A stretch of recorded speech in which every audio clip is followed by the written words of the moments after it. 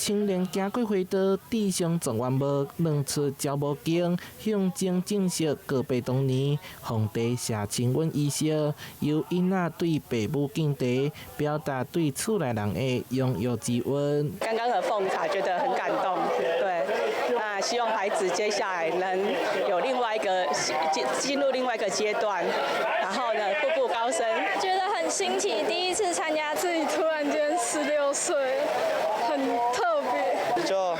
感覺有成長之類的。舊曆7月份雖然有濟傳統禁忌，也毋過當時也是飼牛馬庇佑囡仔成長的重要時節。台南做16歲成年禮活動佇安平開大天後宮舉辦，安平文化巡禮也帶領400位青年，對傳統文化當中體會成長意義。台南市長黃偉哲也出席開訓以及授證典禮。借着這個16歲成年禮，一方面維持民俗，維持我們的文化，但另一方面也慶祝我們的同學在學習的過程中、人生的歷練中，能夠更成熟、更圓滿。那這個能夠讓受到神明的保佑跟護佑，拄着咱的應和百年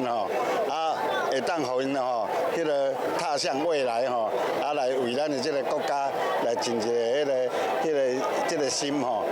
寄望咱的天上天母，咱安平嘛，甲因扶持之下